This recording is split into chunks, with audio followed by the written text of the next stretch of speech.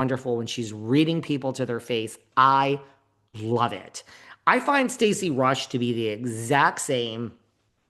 Ashley and Gizelle have made it very clear to us in recent interviews and on the show that Stacey is just a bona fide, flat out, complete liar.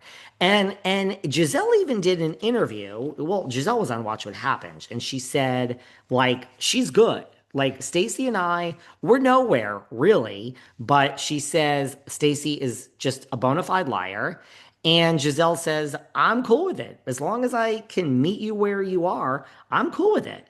And basically, Giselle is saying, like, I got it. Like, the frustration that Ashley is having in this first episode of Potomac is that she's still trying to bring Stacey over to reality. And Giselle is basically saying on Watch What Happens, there's no reality for Stacey. She's a bona fide liar. Every word that comes out of her mouth is a lie. And I'm cool with that. Now I know that I'm dealing with a total liar. And so, cool, let her talk. And knowing this, it's very, very pleasant for me to watch Stacey. Again, this scene between her and Ashley, and yes, they say her breath stinks. Giselle said her breath stunk on God, this woman, you know what? You guys are going to get fucking Stacey an Altoids commercial. You're going to get her a Listerine commercial. You're going to get her a Tic Tac commercial. Someone go endorse Stacey from this, right? Wendy's went and did it with Barlow. I mean, someone, listen, Stacey, girl, I don't know what team you have, but really someone is going to give you an endorsement for your breath and for fresh breath. Really, I'm being really serious, but it's funny. And Giselle said it on Watch What Happens. It's true. But I just love that Ashley's talking to her and she's like, Stacey, it's all lies. And we're breaking the fourth wall, even in the first episode. And we're learning, like, Giselle says, I saw the documents, like TJ, her fake boyfriend last season that she paid or signed up to pay for being her fake boyfriend. She didn't pay him all the things she owes him. And now he's suing her. And it's just like, I love when a fourth wall is broken. I love it. How it is, again, a double standard. I mean, we don't fire Ramona when she uses all sorts of words until we do, but we fire Stassi because it was a different time of year. And we fire Jenny N from Salt Lake because, she's a throwaway housewife and she's not, Lisa Barlow. I don't know how we get rid of Von Teese because she had a burner account, which basically she hid from producers. So that's kind of turning the production element on its head and saying, I got ya, I pulled one over on you. I don't know how paying someone to be your boyfriend who is not your boyfriend and actually offering money and having a legal agreement. And then I don't see how that doesn't chastise or say fuck you to the production, the authenticity of the production process any more than Von Teese, right? Now, I guess the difference is the other girls wouldn't film with Monica again, which I also don't like. I don't like an ice out. You guys know that. But I mean, Monica kind of had to go because it's like, I pulled this over the producers. And what type of background checks do you do? Look at my secret. Sorry you didn't figure it out. Isn't that the same as a woman who was never dating someone and actually gave him money? And had a contract and isn't that also like pulling things over and saying I lied about my entire existence season one to the point that I actually had someone film with me and I was paying them. I made up an entire relationship and storyline. To me, that says fuck you to the authenticity of the casting and production process as much as Monica Garcia. I don't know how Monica is like the devil and how that is okay. Again, it's a double standard. You faked your storyline. Lots of people fake it, and Meredith rents a house and they know about it, and that's different. You rent a Rolls Royce, you rent a Bentley. They love that stuff. You rented a Bentley and a huge house. That only helps the show because they want to show you with extreme wealth. But you actually rented a human being and it was a fake relationship. How is that not a fuck you to production? I don't know. To me, that is as egregious as what Monica did, but nobody seems to want to talk about that, which is okay. I like you, Stacey. I just don't understand how it's not. an FU to production. But anyway, she does make me laugh because I believe Ashley and I believe Gizelle. We've been with them for 10 seasons.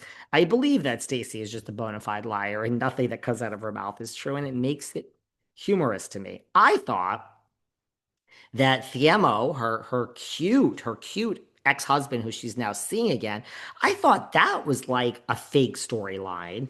But Gizelle lets us know that she thinks the opposite. She thinks so. I think I'm wrong. Giselle tells us that her and Thiemo, this husband, really never broke up. They might be divorced legally, but they were always together. So, which makes me think that Stacey even further orchestrated this separation, breakup, divorce from her husband to have a storyline with a fake boyfriend the first season, planned out already that I'm in love with his husband, ex-husband, Thiemo, that we're going to have this fake storyline for the first season, and then I'm just going to kick him to the curb. Girl, if you just gave him the money you owed him, it never would have come up as a storyline in season two.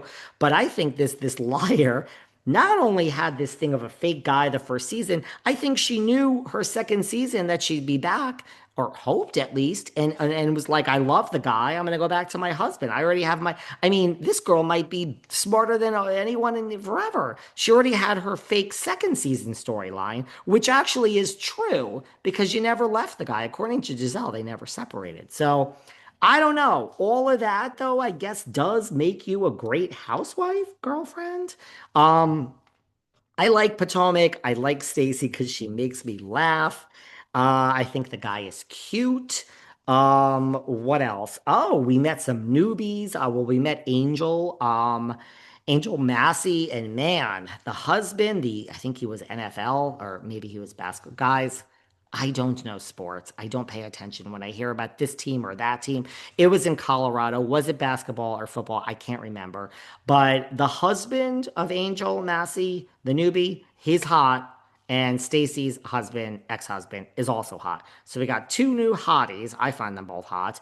And Angel moved back to the DMV. Girl, I hope you move regardless of the show. I hope you didn't move for the show. It seems like she didn't. They have an outdoor adventure business, and she lets us know that she has resting bitch face, and people think she's a total bitch, but she is not. She's actually a really nice person. Okay, Miss Massey, I like you. I like Miss Massey. Feeling the newbie. I am feeling the newbie, you guys. And finally, Teddy has given us a well, you know what? Let's pause on Teddy for a minute. We'll talk about that another time. Let's just continue with Potomac, because there's some other things I want to say about Potomac.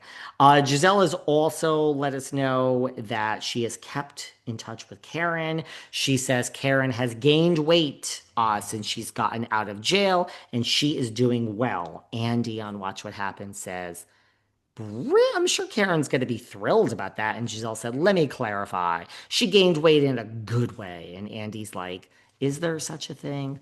Apparently, she has a booty. By the way, she said, Karen said they serve carbs in jail. I don't know who goes to the jail and actually gains weight.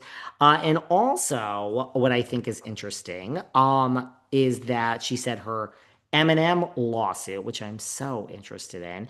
There'll be no answer from Eminem's side or in this case until 2026. So there you go. And I thought that it's interesting. Giselle said that she loves the streets. Girlfriend from one street girl to another. Call me Giselle. That she loves the streets and she knows she's a woman of a certain age. Giselle, girl, I am right there with you. And she should settle down. She should settle down. It's time. It's age appropriate to settle down. But she loves hitting those streets. Well, Giselle, you and me both, sweetheart. You and me both. I like this episode of Potomac. I find it good. We're off to a good start.